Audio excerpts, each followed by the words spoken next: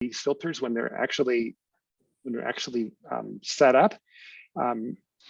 And remember that the whole rationale for designing stacked rapid sand filters is that we wanted to figure out a way so that we could operate a filter without needing to use pumps. And that led us down this path of stacking 6 filters on top of each other and running them in parallel during filtration mode and in series during backwash mode. So that was our little trick of geometry that enables us to use the same flow rate, whether they're in filtration mode or backwash mode, and indeed use the same water, use the water that's coming from the clarifier in both cases. So you just flip the mode between filtration mode and backwash mode. And that's the question, like, how do we do that? Because what a mess. There are 7 pipes that are connected to this filter just for inlets and outlets during filtration mode. And then there's going to need to be yet another pipe that's going to be the way that water leaves during backwash. So that's 8 pipes.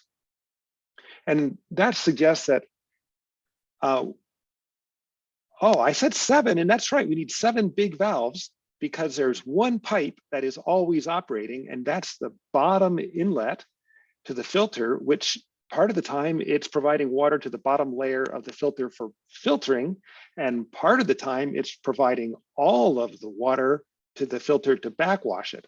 So the bottom pipe is always on, so I don't need any valves there, but every other pipe, count them, 1, 2, 3, 4, 5, 6, plus this guy representing where the backwash water goes, 7, would need big valves to turn them on and off, depending on whether you're in filtration mode or backwash. And when we were inventing this filter, I saw that as a showstopper because big valves are expensive. And so if we didn't figure out a way to operate this filter without requiring all those valves, it was going to be expensive and also a pain for the operator to run. So the following slides illustrate how we intend this system to operate. And as Patrick knows, not all filters in real life are actually using our intended design. Some of them, the operators are still effectively using pipes as valves to turn inlets off and on. But the system is designed so that it can be operated with just one single little valve if all goes well. So here's how it's supposed to work. So we'll watch this a couple times before it actually makes sense. This is a cross section of the filter, and I've gotten rid of a lot of the details that I didn't feel like drawing over and over again. So it doesn't include all the inlet and outlet pipes. It doesn't include how the backwash water gets in. It's just the filter box missing all those pipes and showing what's happening to the siphon that is used to either hold the water in the filter during filtration mode or dump the water during backwash mode. So let's go back. This is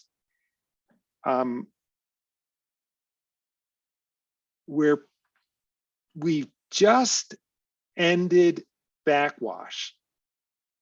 And we're going to go through the whole cycle so you'll see how this all connects together. And at the end of backwash, we've done something so that this pipe, this siphon here, is full of air. Okay? We did that by opening up this valve and letting it fill with air. Okay? And then that valve is closed and it's full of air. And now we're getting ready to filter because there's no longer any water flowing through this siphon pipe because it's now full of air. So the only place for water to go is either into the filter box or in the filter box and then out the outlet, but the outlet is up much higher. And so it can't get there yet. And so the only thing it can do is raise the water inside the filter box. So all the water that we're adding, remember, there are pipes connected on the inlet pipes connected on the, coming down into the sand bed. Those are still there, I just didn't draw them. And so water is entering through those pipes and slowly increasing the water level in the filter. So here it goes again. And look at what happens to the water level in the filter box. And also look at what happens to the water inside the siphon pipe and see if you can figure out what's controlling the water level inside the siphon pipe. And sorry about the blurry edges. Microsoft thought that the edges should not be clear when you're doing an animation like this. Do you see how the water levels in the siphon pipe moved? Do that one more time. The water levels in the siphon pipe move.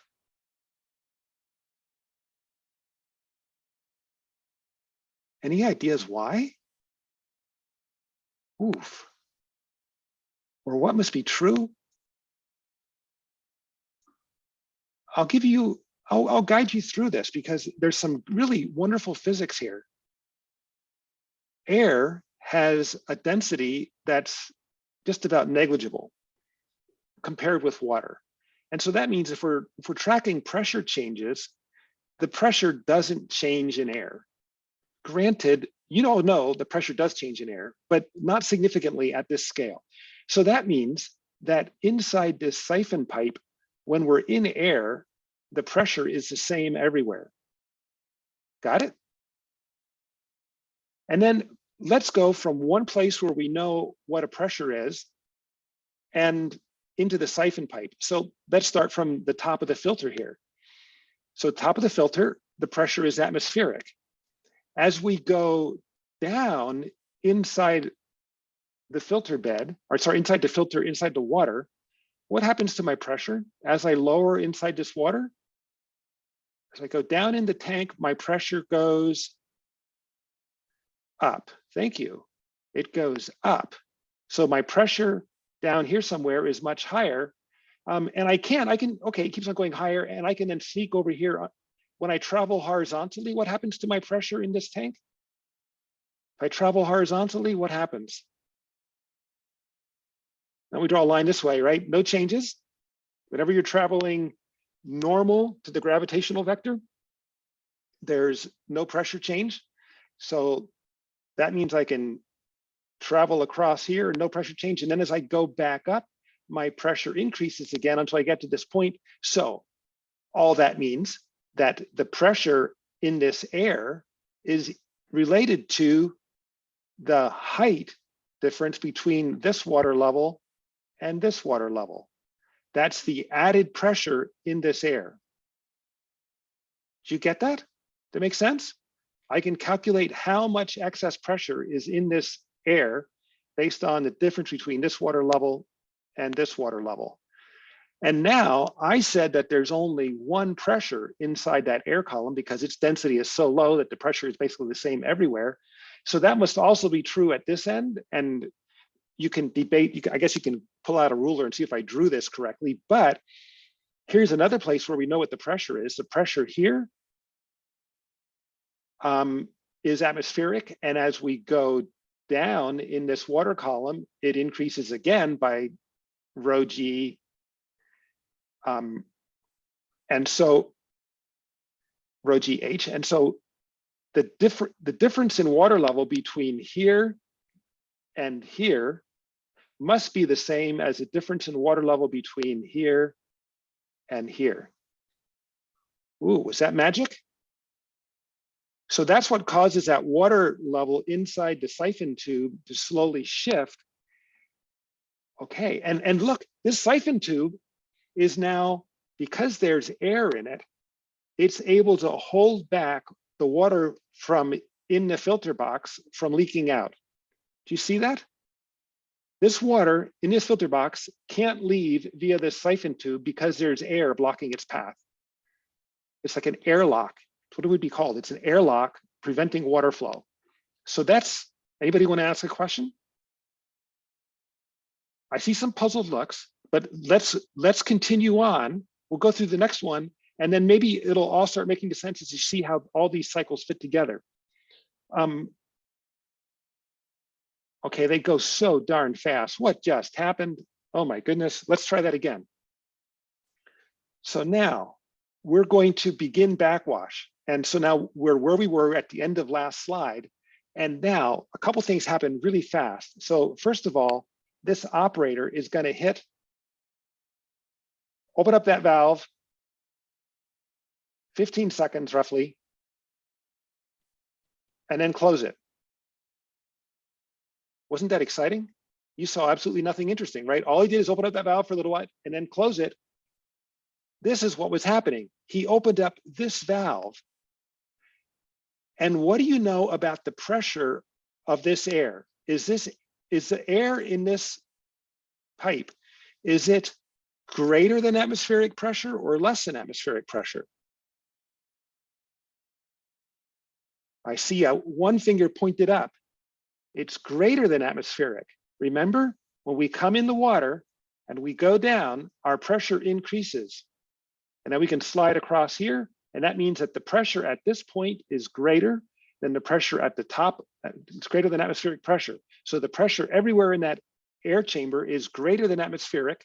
That means that when we open up this valve, air comes out.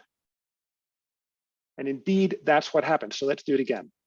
Air comes out, and the siphon starts because we got rid of the airlock, and very quickly it drains the water level in the filter. And that was the beginning of the backwash cycle. We even fluidized the sand bed because of this. We've lowered the level in the sandbox, in the filter box, very quickly. And now, because of this,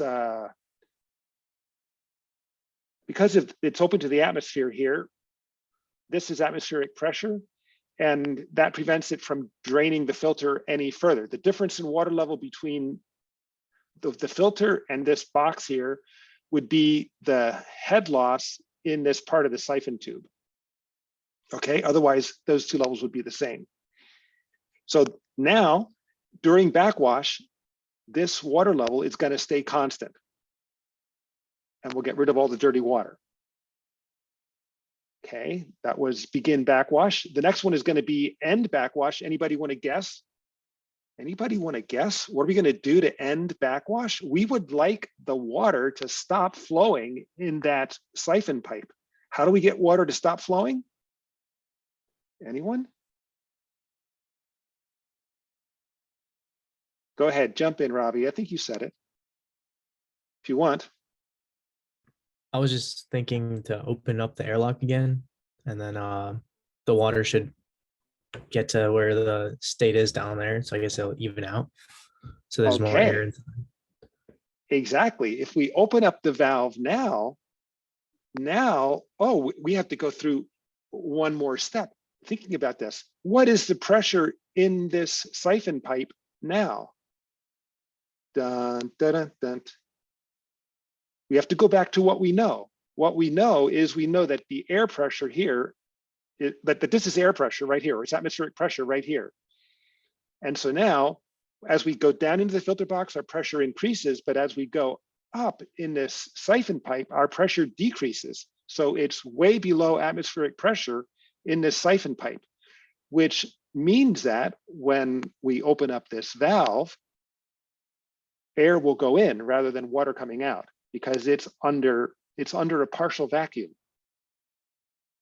So let's do it. Let's open up that valve. So we open up that valve and air goes in, and then we close the valve.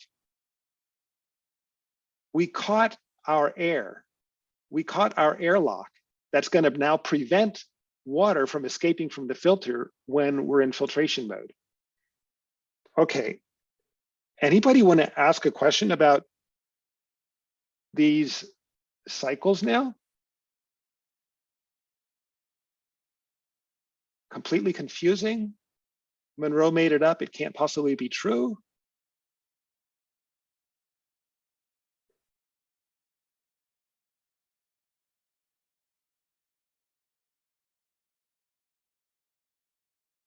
The big flush.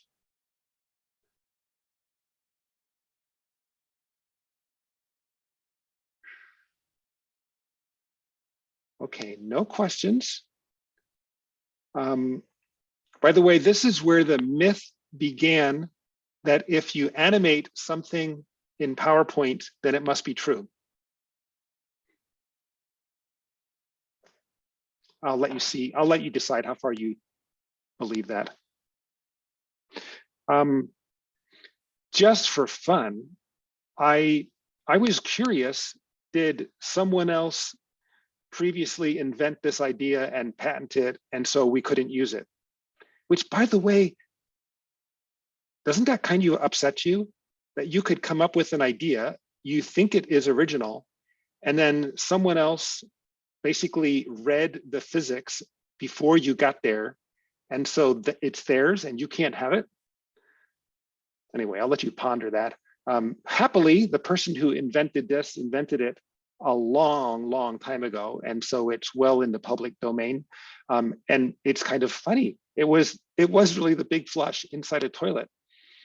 So this was an alternative to the big flapper that is in toilets that are used now, mostly for, at least for in household flushing toilets.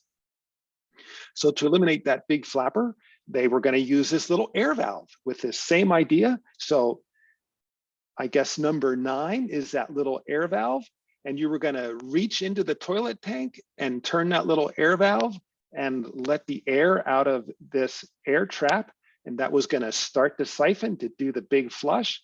And then after it all flushed, goodness, if it flushes all the way down to the bottom, it would actually fill up with air by itself, which is kind of cool. You wouldn't have to reset the valve to fill it up with air. It would just reset automatically by draining the water all the way down to the bottom. That would break the siphon, stop the flush, and you'd be ready to go again for the next time. So the only problem is you'd have to reach inside the toilet tank to initiate the flush. And then there's one other comical problem, and that is that when they designed this, can anybody remember what else should be in this toilet tank that's kind of missing? You've looked inside a toilet tank at least once in your life, right? What else is in there? They're completely missing the valve that adds the water into the tank, the float valve. And they conveniently didn't draw it because it wouldn't have fit. So that's just another minor fabrication issue that they would have had they actually tried to build this thing. I had this suspicion that this got patented and never built, or maybe built one and it's like, oh, this isn't actually that great of an idea. So anyway, now Agua Clara uses this idea because we think it's kind of cool. Okay, so now I'm adding the rest of the pieces into the filter. So I'm adding the inlet box, the inlet box, the outlet box, the filter box, this siphon pipe, and we're at the end of backwash. The operator has opened up this valve and left air into this pipe. And so there's this air that is trapped inside the high part of the siphon pipe. And the bed was just fluidized, and now it's going to stop, or it's going to quickly settle back down. And we're seeing some very interesting water levels in these pipes. I don't know if you see this, like water levels keep on changing inside each of these pipes. There's no flow in any of these pipes except for this first one, which is the backwash and bottom inlet. I don't know if you're making the connection that the rest of these pipes are acting kind of like manometers. They're a way of measuring what the pressure is in the filter at each of these different levels. And what they're showing is that the pressure inside the filter is dropping rapidly as you go up through the filter.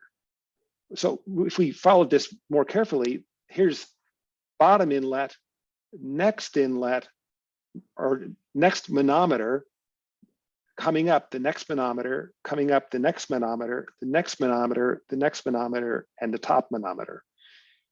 These aren't really manometers, but they're acting like manometers right now. Manometers meaning the way to measure the pressure inside the filter based on how high the water level comes in each of those pipes. And what it's showing is the head loss through the sand bed, through the fluidized sand bed. Remember, there's a lot of head loss through the fluidized sand bed, and those manometers are showing that. Because remember, the water, during backwash, the water is going in up here, And when it leaves the filter, its elevation is way down here. And that difference in elevation is head loss through the sand bed primarily, and also through your inlet plumbing, the backwash pipe. That was that. That's the head loss through the sand bed and all the plumbing, both the inlet plumbing and the outlet plumbing through the siphon pipe. And what's this going to be? That is the depth of the sand. So this pi factor is the ratio of the backwash height of the sand divided by the height of the sand during filtration. And so that's the height of the sand during backwash. And I think that's that. Notice that these pipes here they have little pipe stubs on them, and those pipe stubs make it so that their inlet level is higher than what the water level is during backwash. So that makes each of these pipes be high and dry, and hence turned off because it's not even in the water when you're in backwash mode. If you didn't have these pipe stubs installed, can you see what would happen? If I didn't have those pipe stubs installed, then there wouldn't be any air in any of these pipes. And can you see what would happen? Remember, water wants to take the easiest path. And the easiest path would be to go in this top inlet, and actually at that point, the sand wouldn't be fluidized, it would just skip all the sand. Do you see this failure? If I don't have these pipe stubs, then when I think I'm going to start backwashing, instead, the water says, oh, I'll go in this pipe and I'll pop out right at the top of the sand, and I won't bother fluidizing any sand. So these little pipe stubs are absolutely critical so that water during backwash mode, when the water level is low in the inlet, can't get into any of the other inlets. It can only get into the inlet that we want it to go in, into the backwash inlet.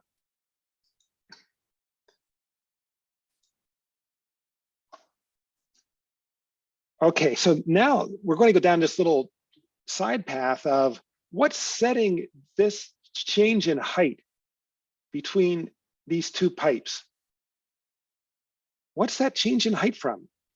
So it's about head loss between those two trunks.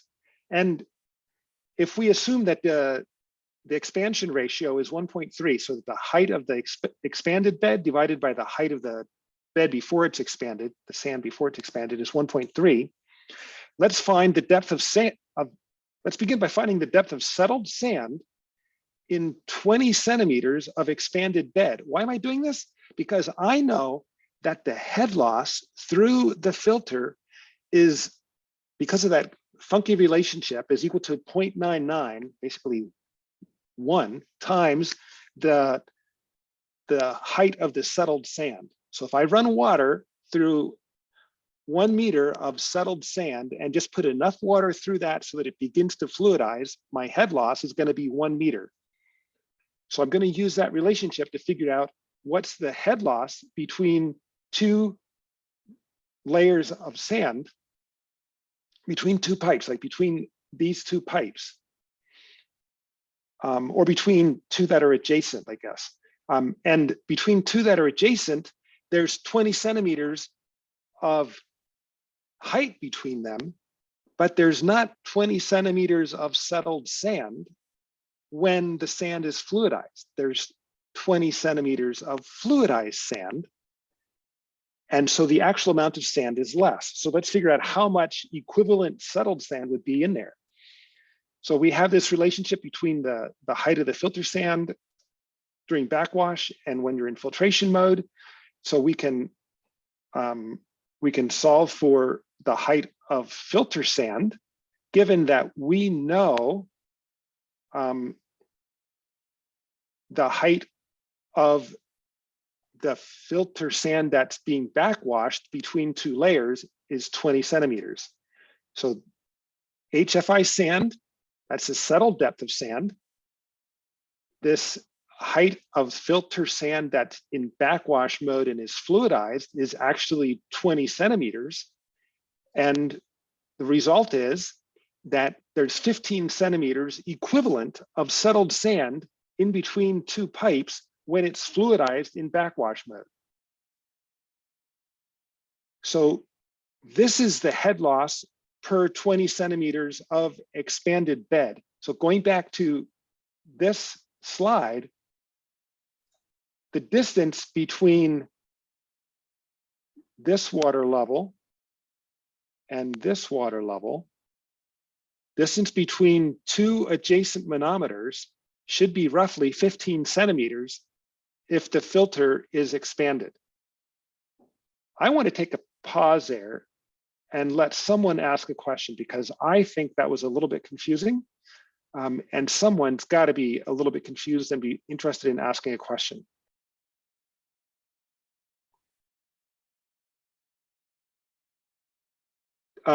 Okay, let's everybody that can turn on your video so I can see you.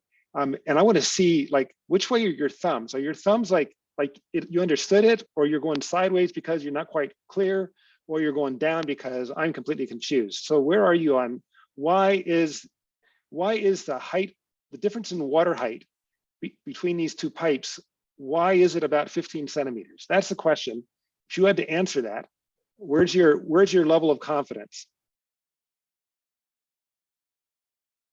Kind of sideways, a lot of folks, okay. Anybody want to ask a question?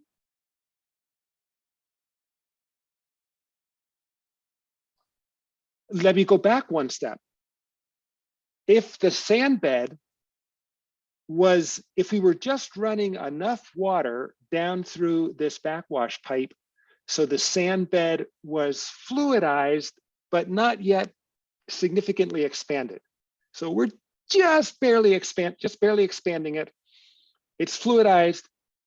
Now what would this height difference be between adjacent manometers, between, for example, this one and this one? Can you answer that one? If we just barely fluidize the bed, what's the difference in water level between here and here? Between two manometers that are adjacent, or let's say between this one and this one. Anyone?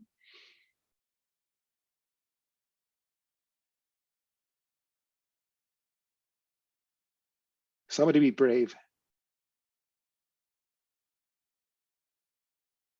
Let's ask a question one step less complicated. If the sand bed is just barely fluidized, is the pressure difference between these two adjacent points, like that are 20 centimeters apart, is there more head loss there now, or is there less head loss? Now that I'm just barely expanding the bed, does that make it more head loss or less head loss?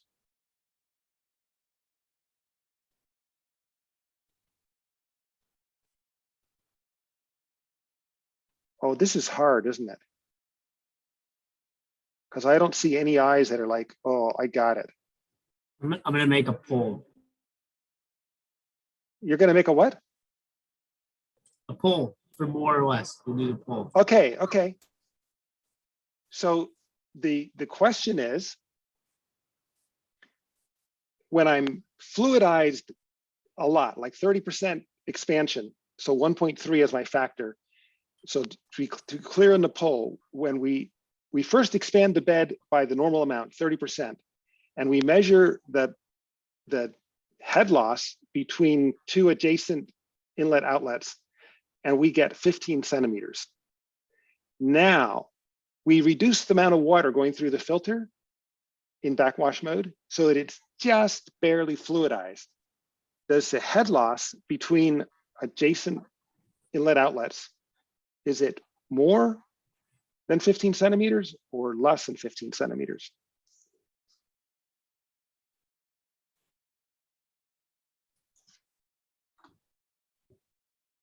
All right, a couple more and then I'll close the poll. Thank you, Patrick.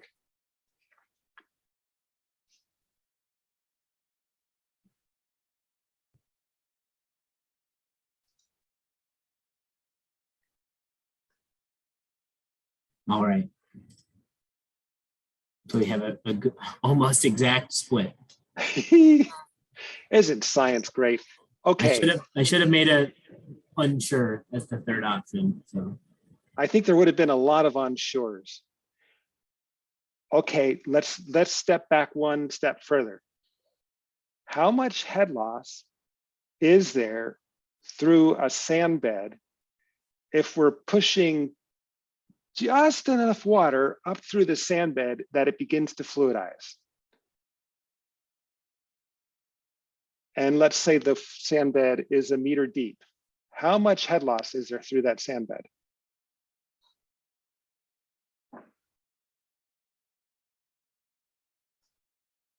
Do you remember I had a slide that showed this?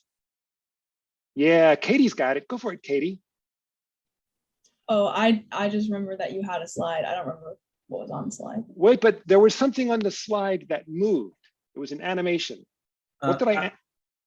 I have Go a ahead, quick Eric. question. Okay. So if that fraction of the filtered sand in the backwash, would that fraction, because if water just goes through it and in the ratio to if no water was through it, wouldn't, if it just barely went through it, wouldn't it be 1? Yes, so that So the then- height. So Yes. then the backwash, if it's, wouldn't it just be like the head loss for your example? Wouldn't it be, if it was just water barely above the edge, wouldn't the head loss be equivalent to the same as the height of the filter sand? That's exactly right. Okay. And if you can jog your memory, I showed an animation where there was a sand bed, and then I took that sand bed and I slid it up, and I showed you that that sand bed height was exactly equal to the change in water between water going into the filter, water going into the filter and water coming out of the filter. So that this is just this beautiful thing that happens to happen with silica sand that is well graded so that it has a porosity of 0.4. And that's because, what is it? It's because, I think it's because 1.65, 2,650 minus 1,000 is 1,650, and you multiply that times 0.4, and I think you get 1,000.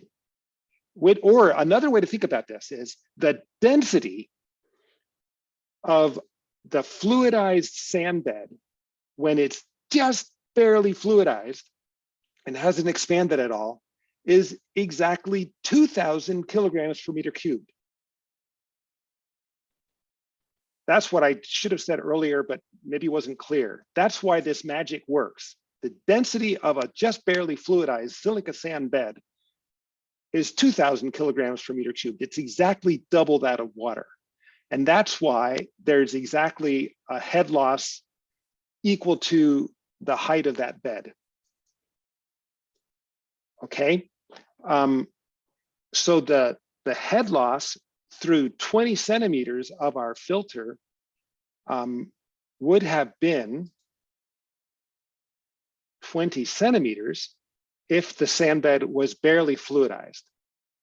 And then as we increase the flow rate up through the filter and it becomes more fluidized or more expanded, the head loss through a section actually decreases because there's less sand there, because the sand has moved on up higher. So let's look at the crazy graph that describes that. So here's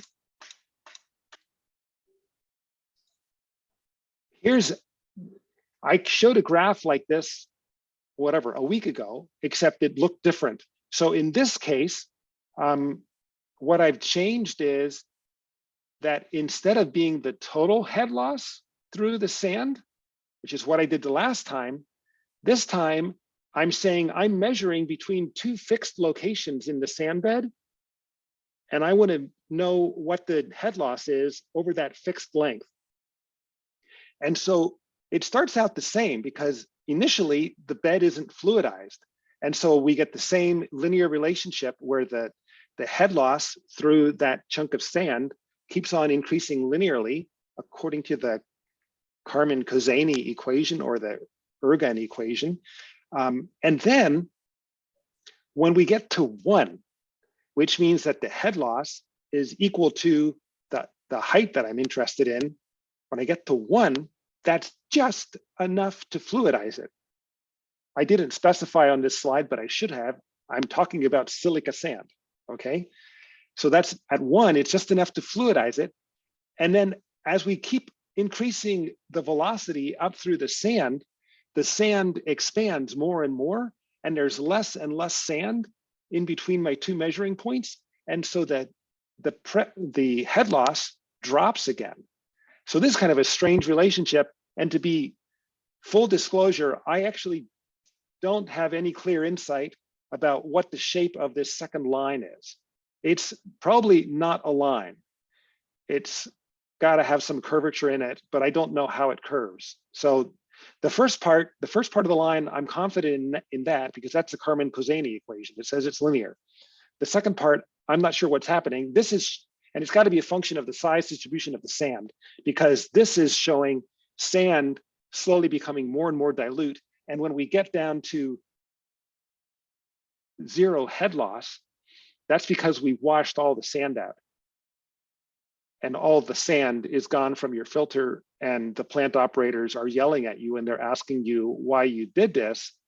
And you, in turn, are yelling at Agua Clara Reach for designing a filter that it was possible to do this to.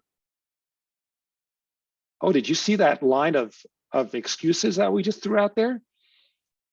Because if it shouldn't be possible to dump all the sand out of the filter by doing something that just blows all the sand out the top of the filter. The filter should have some safeties built in it, so you can't do that. That's why Agua Clara Reach should take some responsibility for making sure that you can't dump all your sand by mistake. Anybody want to ask a question now? Okay, we'll continue on. Another view. Okay, let's just take a deep breath. Filters are complicated. Are you getting that? Like the hydraulics of getting the water in and out of the filter, getting backwash to happen, it's complicated. And we made it more complicated by putting 6 filters on top of each other. So if you find that this is a little bit confusing, it's okay. It is a little bit confusing. And I'm hoping that you take the pieces that are confusing with you, and we'll make sure that when we go to gather in a little bit, we'll have some time for you to raise questions. So let's continue on, and we'll go a little bit longer today than what I would have normally gone, because I want to make up some territory from me having cut class on Tuesday. So now we're in filtration mode, and we're just beginning filtration. And what we see is that the water level in the inlet box is now higher than any of the pipe stubs. And so water is getting into each of the inlets. Water in the outlet box is coming in and then flowing out, perhaps over some weir or something, to get to where it's going to go to the distribution tank for people to drink eventually. The water level in the outlet box is very, very similar to the water level inside the filter box. You see that? And it makes sense. Let's follow the pipe that makes it clear that those pressures need to be, or those water levels need to be almost the same.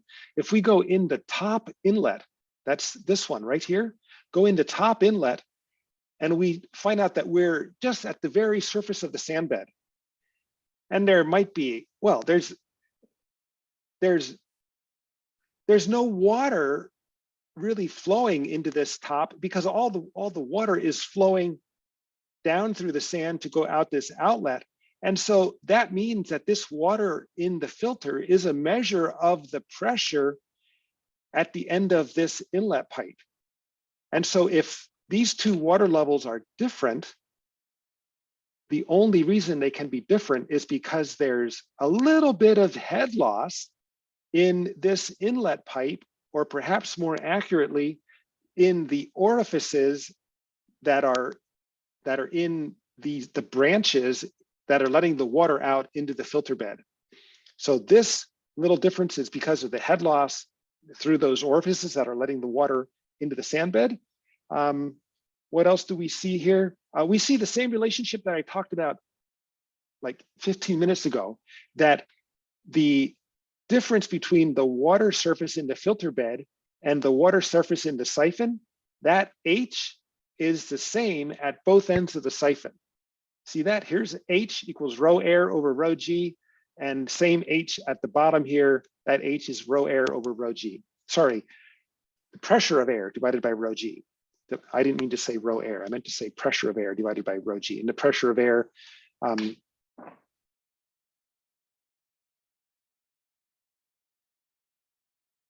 feel like I did something wrong there. No, that's right, that's fine. Because that's giving you the pressure inside the siphon pipe, which is rho air, sorry, which is the pressure of air. And that's constant because the density of air is small. So this is the pressure of air is constant inside that pipe. During the filtration cycle, during filtration, the water level in the entrance tank slowly rises. The water level in the filter box slowly rises. At some point, you get to a maximum value where there starts to be overflow, and that indicates that it's the end of your filter run. And I don't know if I'm up to answering this question or not. I have this question here: what causes water to flow through the filter bed?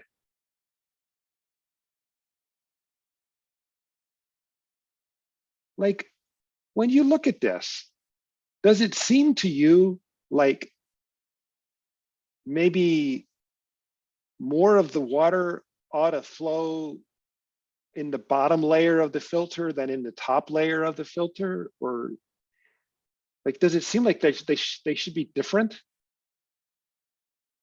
Or maybe backwards from what I said? Like, can you imagine that each filter layer would get the same amount of water flowing through it? Or does it seem like there's no way that will work? Ooh.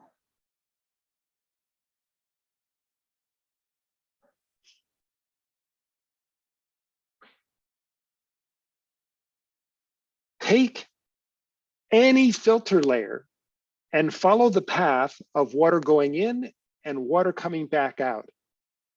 What do you find? Which filter layer shall we take? Let's take the bottom one so that it's perfectly clear. We'll take the bottom one. Water going in comes from the inlet tank. The water level is this high in the inlet tank. Water goes in, goes through the sand, goes up to this outlet pipe, and the water level is this high. That difference in water level is what's pushing the water both through the pipes and through the sand in that layer. And that's the same difference for each layer. So as long as my losses in my pipes are relatively small, each layer is going to get the same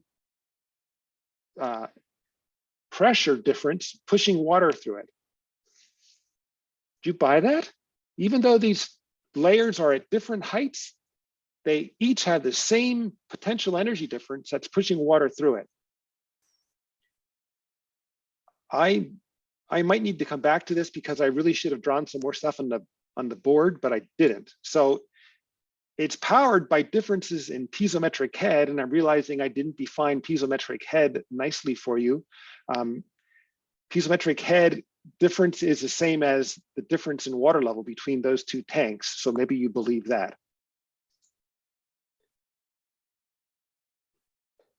And I feel like, let's just take a look at a couple pictures. So looking at the controls and the controls are in a bad shape right here. This is not normal filtration operation. I can tell you that, because this is the inlet box and it's overflowing. And they've got all these plugged, which means that they're actually operating this in bypass mode right now. And I don't know why, and I don't like that. Looking inside the bottom, like they call it the basement, it's the pipe gallery, and this is in construction mode. So not all the pipes are installed yet. And you can begin to imagine that it's a lot of work installing all of these pipes in the pipe gallery.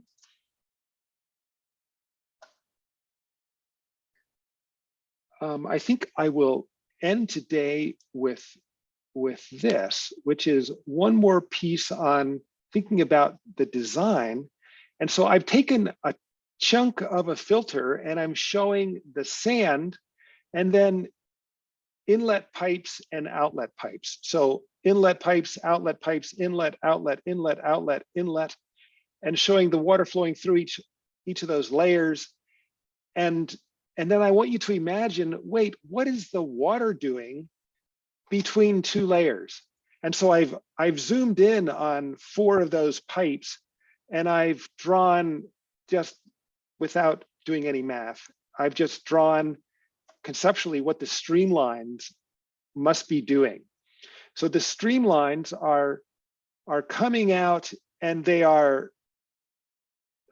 show that the shortest path is coming out of an inlet pipe and into the top of an outlet pipe.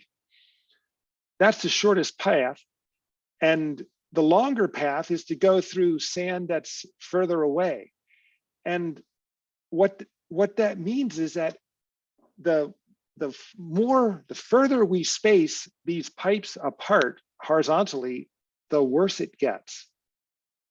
You see that? Because we would like there to be uniform flow vertically in the sand bed, and we would get that if the inlet pipes and the outlet pipes were right against each other.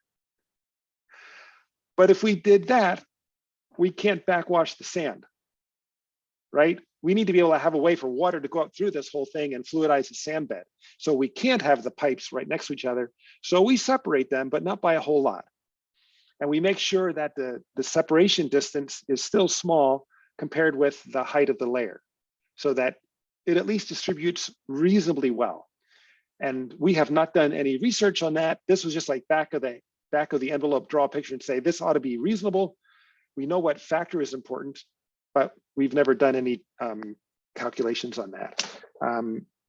So that's this constraint.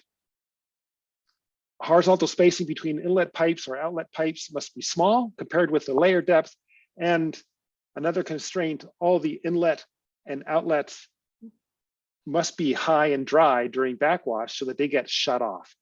And with that, I think I'm going to quit because I've gone long and you're getting numb from thinking about filters. So let's go to gather. And I would like you to spend at least the first several minutes checking in with the folks in your team about what was confusing about today's presentation. And then I'll drop around and you can ask me questions. Okay, so see you in gather, and I'll start walking between teams in about 5 minutes.